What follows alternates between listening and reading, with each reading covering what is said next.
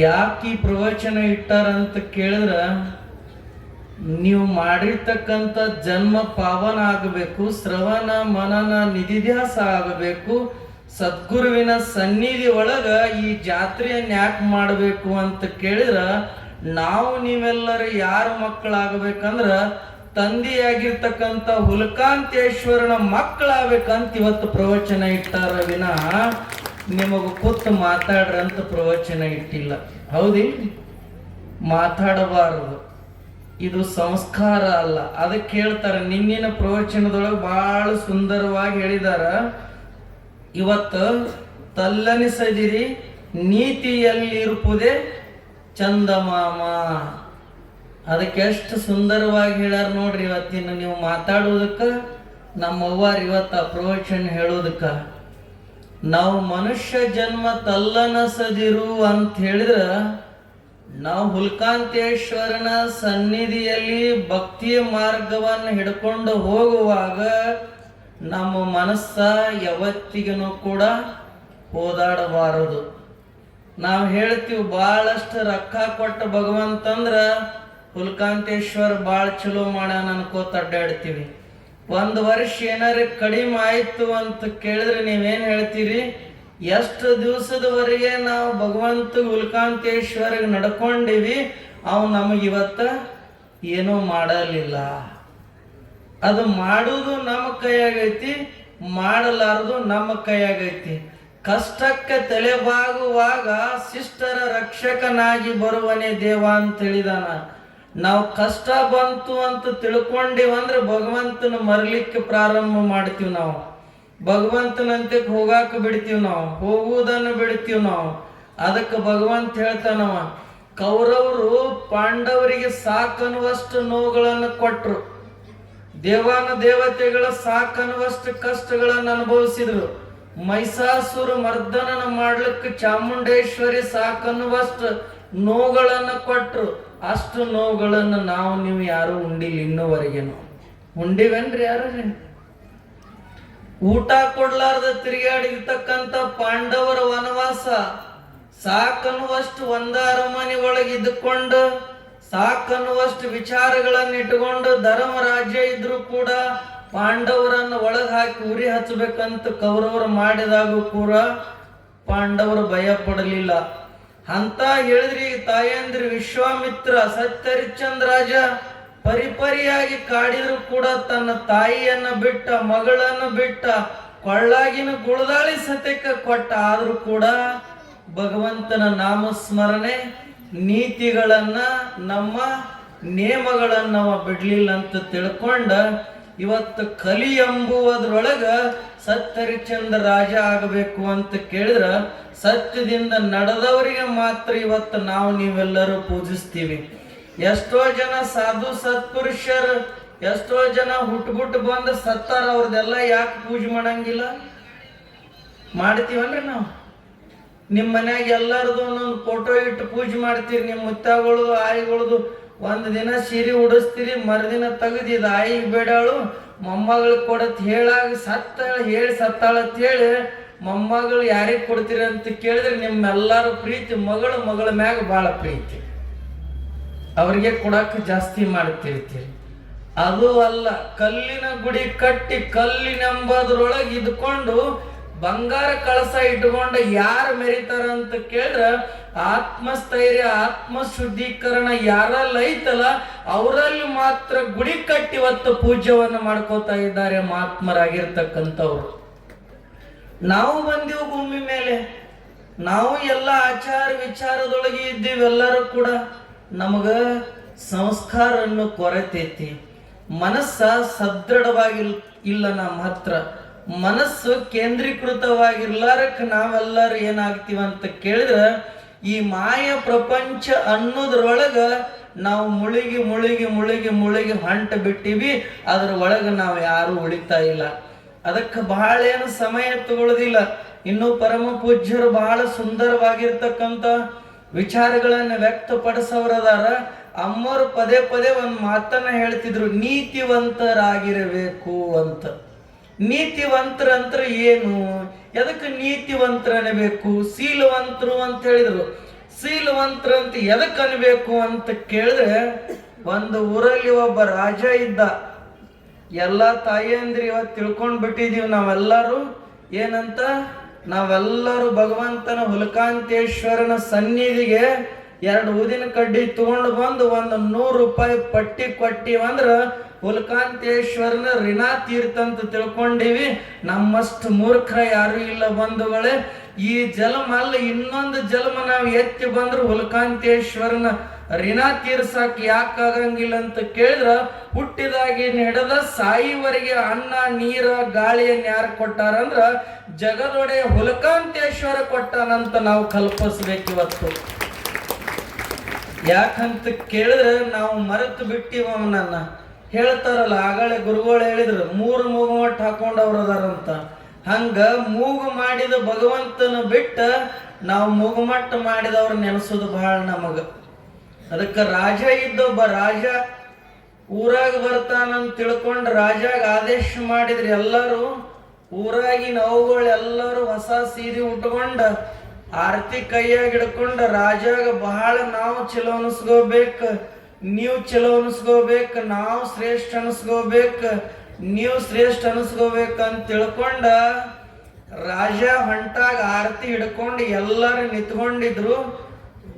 ರಾಜ ಅಂಬಾರಿ ಮ್ಯಾಗ ಕುತ್ಕೊಂಡು ಹೊಂಟಿದ್ದ. ಹೊಂಟಾಗ ಇರ್ತೈತಲ್ರಿ ಇದ್ರೊಳಗ ಶ್ರೀಮಂತರು ಬಾಳ ಅದಾರಂತ.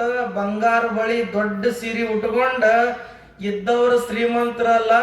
ನಮ್ಮ ಬಸವರಾಜಪ್ಪಗಳು 30 ವರ್ಷ ಅದ ಅಂಗಿ ಅದನ್ನ ಉಟ್ಕೊಂಡು ಹೆಂಗದಾರ ಹಂಗದಾರಲ್ಲ.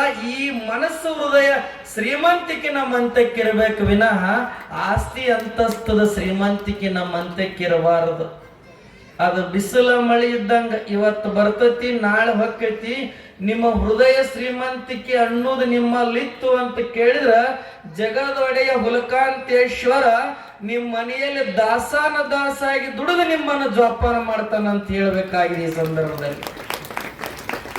ಅಂತ ಒಂದು ಶ್ರೀಮಂತಿಕೆಯನ್ನು ನಾವು ಕಲಿಬೇಕು.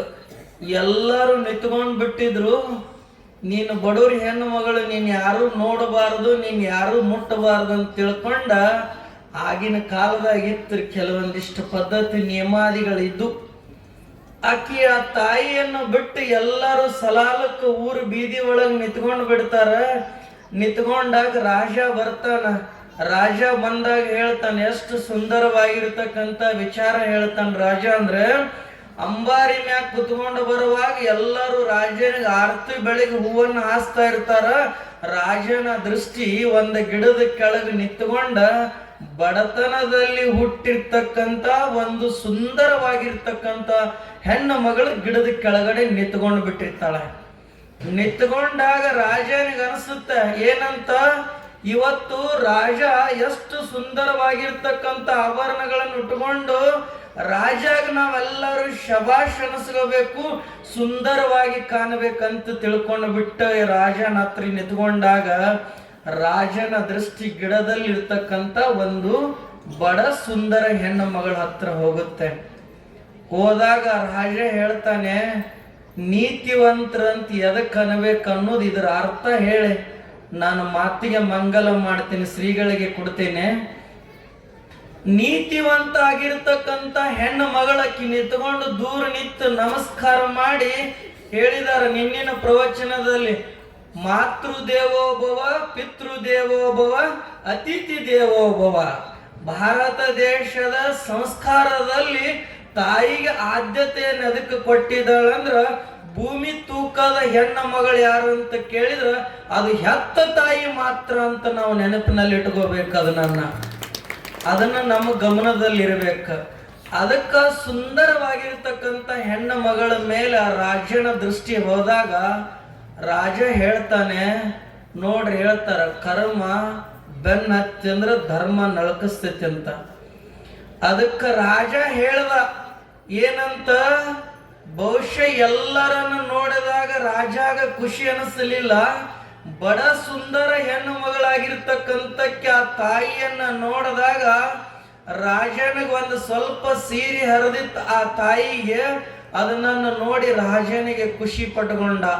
ಏನಂತ, ಈ ದೇವಲೋಕದ ಅಪ್ಸರಿಯ ಸುಂದರಿಯಾಗಿರ್ತಕ್ಕಂಥ ಹೆಣ್ಣು ಮಗಳು ಇನ್ನೂವರೆಗಿನೂ ಕೂಡ ನನ್ನ ಕಣ್ಣೆದುರಿಗೆ ಬಂದಿಲ್ಲ.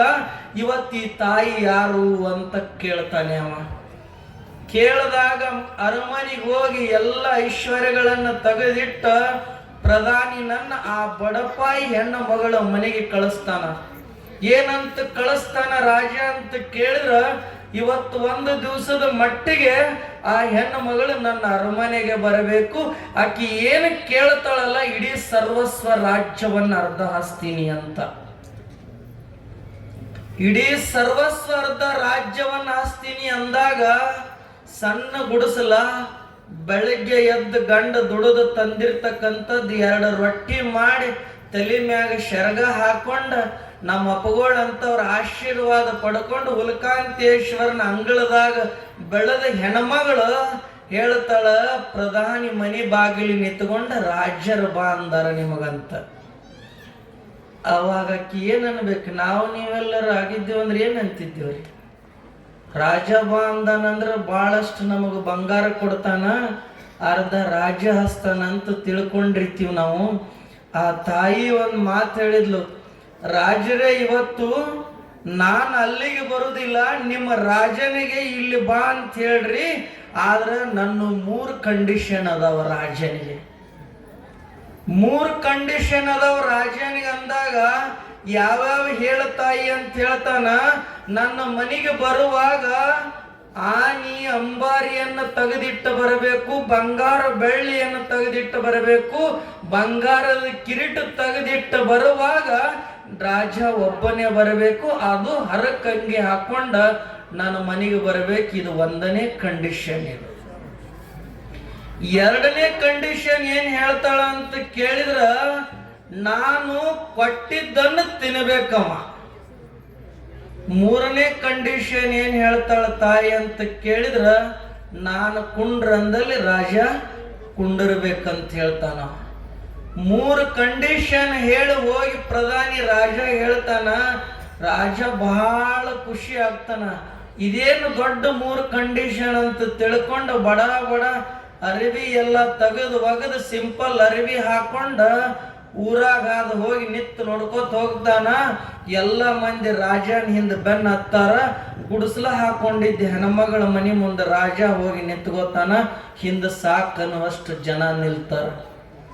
ರಾಜ ಕೇಳ್ತಾನವಾಗ, ನೀ ಹೆಂಗ ಬಾ ಅಂದಿಯಲ್ಲ ಹಂಗ ನಾ ಬಂದಿನಂದಾಗ ತಲೆ ಮ್ಯಾಗ ಶರ್ಗ ಹಾಕೊಂಡು ಕುಂತಿರ್ತಕ್ಕಂಥ ಹೆಣ್ಮಗಳು ಅಕ್ಕಿ ಗಂಡ ಊಟ ಮಾಡ್ತಿರ್ತಾನ.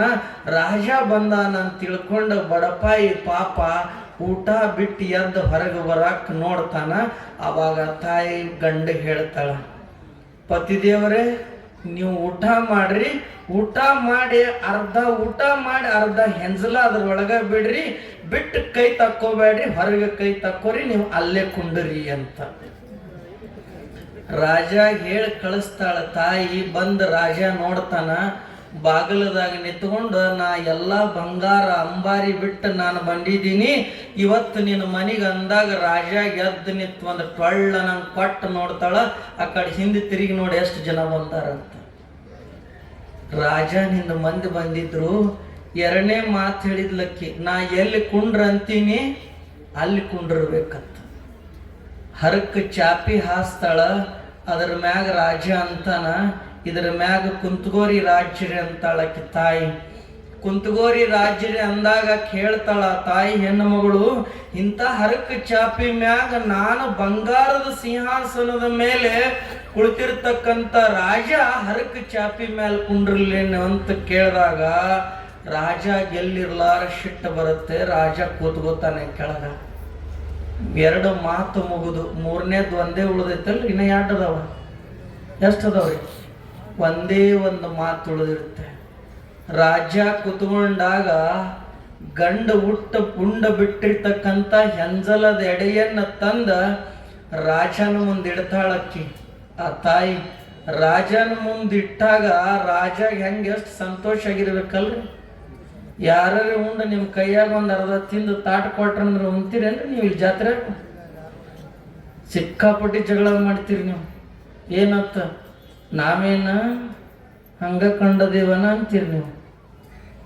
ಅವಾಗ ಹೇಳ್ತಾಳ, ಅರ್ಧ ಉಂಡು ಬಿಟ್ಟಿದ್ದ ತಾಟ ರಾಜನ ಮುಂದಿಟ್ಟಾಗ ರಾಜಾಗ ಕೋಪ 90ಕ್ಕೆ ಸಿಟ್ಟು ಬರುತ್ತೆ. ರಾಜಾಗ ನಾನು ಉಂಡು ಬಿಟ್ಟ ಹೆಂಜಲ ಎಡೆಯನ್ನ ನಾನು ಊಟ ಮಾಡ್ಲೇನು ಅಂತ ಆ ತಾಯಿ ಕೇಳಿದಾಗ ತಾಯಿ ಎಂತ ಸುಂದರವಾಗಿರ್ತಕ್ಕಂಥ ಮಾತನ್ನ ಹೇಳ್ತಾಳೆ ಬಂಧುಗಳೇ. ಅಂದ್ರೆ ಇವತ್ತು ರಾಜರೇ, ನನ್ನ ಗಂಡ ಉಂಡಿರ್ತಕ್ಕಂಥ ಹೆಂಜಲದ ತಾಟಿನೊಳಗ ನಿನಗೆ ಉಣ್ಣಾಕ ಮನಸ್ಸು ಒಪ್ಪಲ್ದು, ಈ ದೇಹವನ್ನ ಉಂಡ ಬಿಟ್ಟು ಹೆಂಜಲದ ದೇಹವನ್ನ ನೀವು ಉಣ್ಬೇಕಂತೀಯಲ್ಲ ರಾಜ, ನಿನ್ನಂತ ಮೂರ್ಖ್ಯಾರದಾರ ಅಂತ ಕರೀತಾಳೆ ತಾಯಿ.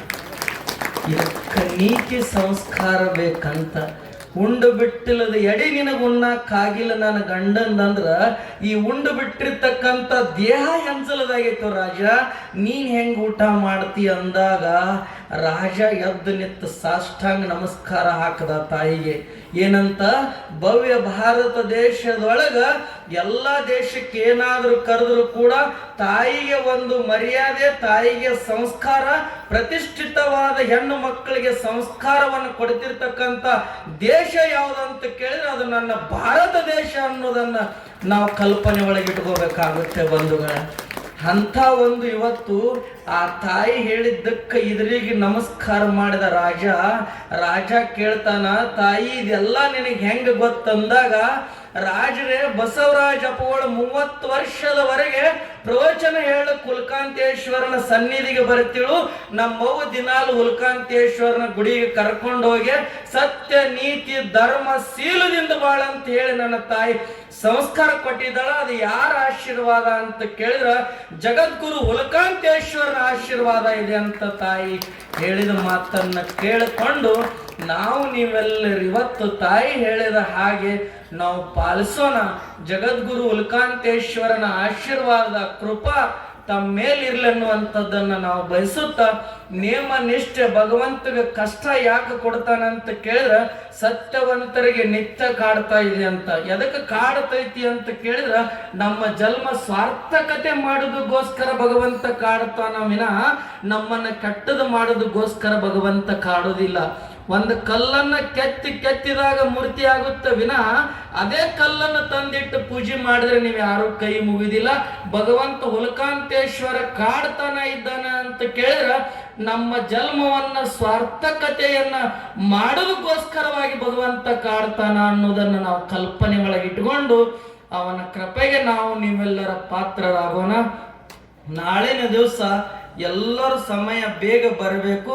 ಅಪ್ಪಗಳು ಕುಂಡ್ರೋದಕ್ಕಿಂತ ಪೂರ್ವದಲ್ಲೇ ತಾವೆಲ್ಲರೂ ಕೂಡ ಕೂತ್ಕೋಬೇಕು. ತಾಯಿಯಂದಿರು ನಾಳೆಗೆ ಮಾತಾಡಬ್ಯಾಡ್ರಿ ಅನ್ನುವಂಗ ನಾವು ರೀತಿ ನೀತಿ ಸಂಸ್ಕಾರಗಳನ್ನ ಪಾಲನೆ ಮಾಡಿದೀವಂದ್ರ ನಾವು ಇಲ್ಲಿ ಕೂತಂತ ವೇದಿಕೆ ಮೇಲೆ ತಂದಿ ಸ್ವರೂಪಿಗಳಾದ ಅಪ್ಪಗಳಿಗೆ ಹುಲ್ಕಾಂತೇಶ್ವರಿಗೆ ನಾವು ಗೌರವ ಕೊಟ್ಟಂಗ ನೀವು ಅಲ್ಲೆಲ್ಲ ಕೂತು ಮಾತಾಡಿದ್ರಿ ಅಂತ ಕೇಳಿದ್ರ ಇಲ್ಲಿ ಬಂದಿರ್ತಕ್ಕಂಥ ಅತಿಥಿಗಳೇನ್ ಹೇಳ್ತಾರ ಅಂದ್ರ ನಾವು ಪುರಾಣ ಹೇಳ್ತೀವಿ, ಅವ್ರು ಮಾತಾಡ್ತಾರ, ನಮ್ಮ ವಚನ ನಿಮಗ ಪಚಿನ ಆಗ್ವಲ್ಲಾಗ್ಯಾವ. ಹೌದಿಲ್ರಿ? ಇದು ಹೋಗಬಾರದು. ಆ ಜಗದೊಡೆಯನ ಸನ್ನಿಧಿ ಒಳಗ ಹುಲ್ಕಾಂತೇಶ್ವರನ ಗುಡಿ ಒಳಗ ಪ್ರವಚನ ನಡೆದೈತಿ ಅಂತ ಕೇಳಿದ್ರ ಒಂದು ಸೂಜಿ ಬಿದ್ರ ಸಪ್ಪಳಕ್ಕಿತ್ತನ್ನುವಂತ ಸಂದೇಶ ತಾವೆಲ್ಲರೂ ನಾಳಿನ ದಿವಸ ಕೊಡ್ತೀರ ಅನ್ನುವಂತ ಭರವಸೆಯನ್ನು ಇಟ್ಕೊಂಡು ಇಲ್ಲಿವರೆಗೆ ಮಾತಾಡ್ಲಿಕ್ಕೆ ಅವಕಾಶ ಮಾಡಿಕೊಟ್ಟಿರ್ತಕ್ಕಂಥ ಎಲ್ಲ ಶರಣು ಬಂಧುಗಳಿಗೆ ಮತ್ತೊಮ್ಮೆ ಶರಣಾರ್ಥಿಗಳನ್ನ ಹೇಳಿ ನನ್ನ ಮಾತಿಗೆ ಮಂಗಲವನ್ನು ನೀಡ್ತಾ ಇದ್ದೇನೆ. ಜೈ ಮಂಗಲಂ, ಜೈ ನಮಃ.